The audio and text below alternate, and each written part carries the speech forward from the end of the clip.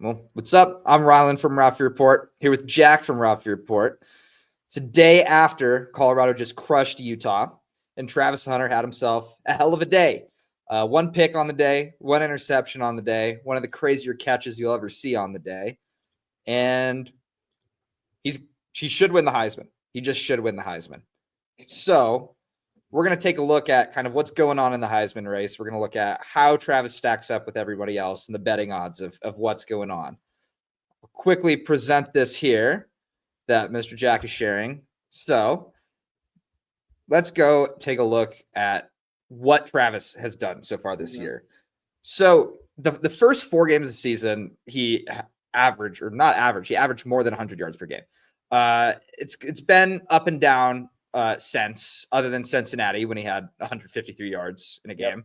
And then Texas Tech, he basically had more than 100 yards in a game. He had more than 100 and caught a ball in the backfield and just went down to keep the clock alive and lost yardage on that. Against Utah, only had 55 yards. It was a weird game. The offense was really sludgy. Utah's secondary is pretty good. Defensively, Utah's still pretty good. Relatively slow game from Travis, but what the betting odds are saying is if you go to the FanDuel is he is completely pulled away in the Heisman race. He is in the minus money now. FanDuel has him at minus 330 to win the Heisman, with the second highest player being Ashton Jeanty at Boise State with plus 350. So what are your thoughts on that, Jack? Yeah, so, looking back at the stats real quick, nothing jumps out right away from what Travis is doing here, right? Last 5 games, he was hurt for the Kansas State game and the Arizona game, so I'm not going to put those 2 against him. Cincinnati game, he exploded back in a big way. Both those touchdowns were incredible, and there were some other great catches in there. Obviously, we see 1 pick against Utah, which was a tip drill pick, but also 4 pass deflections against Cincinnati, which was really the last team to test him consistently throughout the game on the outside. So I think when we look at the Heisman odds here, it's not like the Utah game was something that I think Travis Hunter would point to as his most successful game of the year. In fact, I would agree. I don't think he was that good comparatively to other Travis Hunter games this season. However, the more that Colorado wins, the better those odds end up being no matter what. So CU landing a beatdown on Utah at big noon, national television. Everyone's watching on Fox. At the same time, Travis Hunter makes one of the greatest catches I've ever seen in person. Even if the stats don't show it, the narrative does. And the more that CU wins, the more it's hard to stop that engine from chugging. So when you look at Ashton Jeanty this week, he had another workman-like performance against San Jose State, 150 yards, 3 touchdowns on 32 carries. The problem with Ashton Jeanty is his efficiency is not keeping up as it did earlier this year. So unfair or not, he's being measured against the Barry Sanders measuring stick because that's what he was on pace for, right? And if we look at his pace the last 5 games, just to bring in Ashton Jeanty, he's not quite hitting that, which means he's losing momentum, even though he's such an incredible player. It really shouldn't be held against him, particularly these last 5, right? These are incredible stat lines. If CU had a running back that could do this year, obviously CU's the best team in the country. Like Ashton Jeanty is the best running back, bar none, in the country this year, and probably the last 5 years. Like, he's incredible. But you're seeing this efficiency kind of take a notch down as he gets deeper into conference play. And unfortunately, Mountain West Conference play is not being seen as a crucible, shall we say. So his overall average this year is incredible. 189 yards a game is unbelievable. But to beat Barry Sanders, you need to get up near that 200 mark, 210 mark, especially if you're trying to beat him in the regular season. And that's just not there. That touchdown mark, also insane. 26 touchdowns for one player is crazy. But that's not going to beat that record either. So as we see Ashton Jeanty slow down a little bit, he's getting a lot of wear and tear this year. Already 256 attempts with 2 games left. That's pretty gnarly. We're seeing the Travis Hunter locomotive pick up too as CU wins. And the narrative's just there. So moving forward, CU still needs to keep winning. But Travis Hunter is doing what he needs to do to stay on top. Yeah, and before the season, I think we were all kind of in the consensus of if Buff is going to win the Heisman, either Shador or Travis. This team needed to win 8 games, and that was a big doubt before the season. I will say we are 8-2, and the more this team wins, the odds skyrocket. Boise and us we're not in remotely similar situation. Boise, success is expected in that program in a G5 conference every year. The Mountain West is awful. It's awful. Like Colorado State might play in the title game. Awful. Like that's pretty crazy. 8-2 Colorado is not something you see hardly ever. Last time this happened was 8 years ago in 2016, and before that, I couldn't even tell you.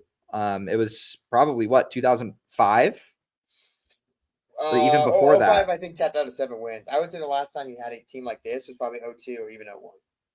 Yeah. So like this is generational. We're the best story in college football, and I know that's been a contentious topic, but he is the best player in college football. He just is. There's no one. He is the Shohei Ohtani of college football. No one really is able to do this. He is probably Colorado's best player on the defensive side he is Colorado's best player on the defensive side of the ball, and he's probably still the best player on the offensive side of the ball with Shador. The Shador thing opens another can of worms with the quarterback play this year. And it's been not great across the country. Cam Ward's awesome, but don't get me wrong.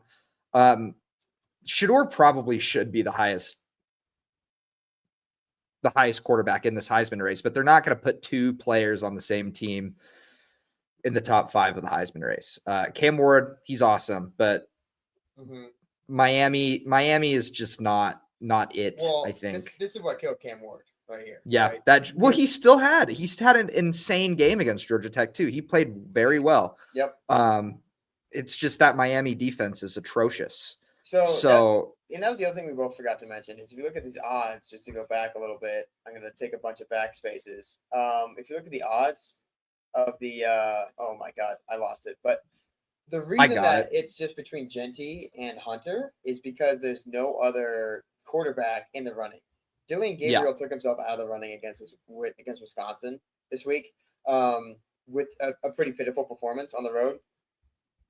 And when you have no Power 5 quarterback that is far and away the reason that their team is the best team, it opens up room for a lot more unorthodox candidates to show up. So it sucks that it feels like it's a Hunter versus Genty thing right now. Because we should be rooting for both, right? It's just really cool that both are at this level of play. However, that's kind of where we're at because no quarterback has really taken the reins to take over the national discourse. And so what you're left with is one of the best running backs that we've seen in the last decade. And then obviously the most dynamic 2-way player we've seen since we expanded roster sizes in the 60s. It's just it sucks. The Heisman is just it's a flawed trophy.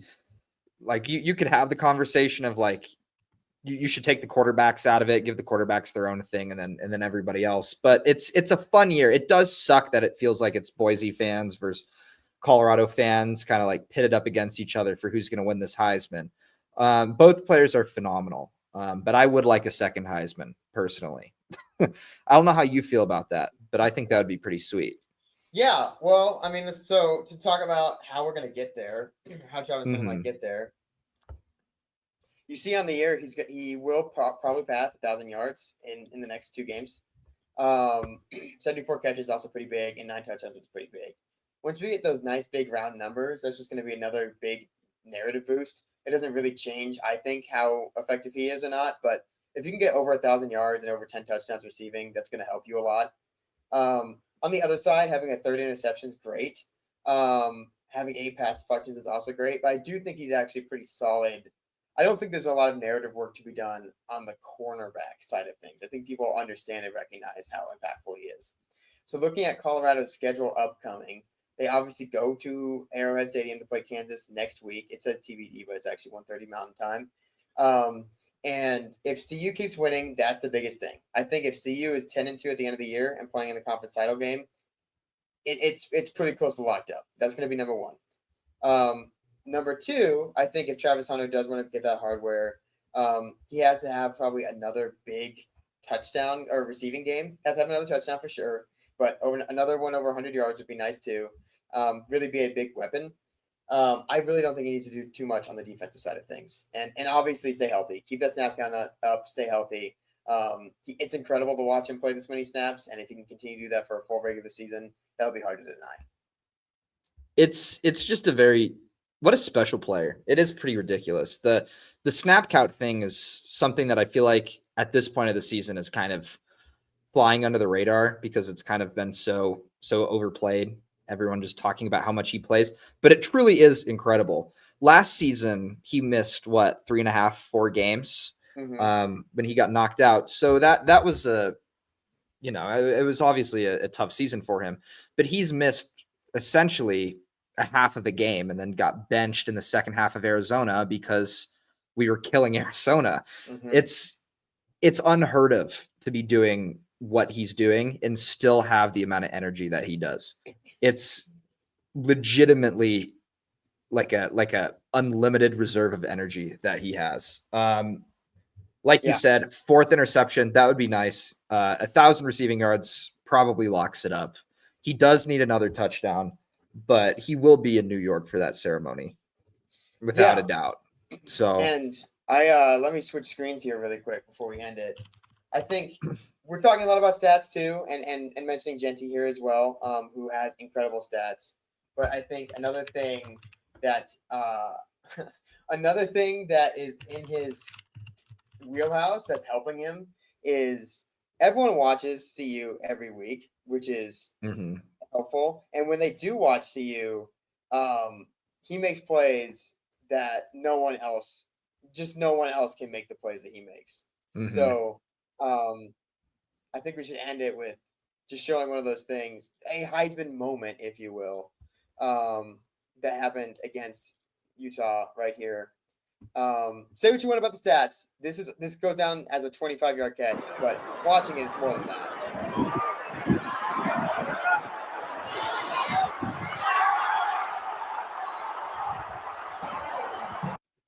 That's unreal. That's unreal. It is crazy. He goes fully vertical about 6 feet in the air. Like the athleticism, the body control, it's generational. And even frame by frame. I have if you go to the Ralphie Report Twitter, shameless plug, I screenshotted it. It's complete where he is completely horizontal. Here. Yeah. Let's see. Let's see. But there's so many more moments like that. There's the pick against UCF where he undercuts that route and beautifully. There's that might not even be his best catch on the season. That catch in for the touchdown against North Dakota State where he's like being blatantly interfered with and the guy's laying on top of him and he still gets his feet down and catches the ball.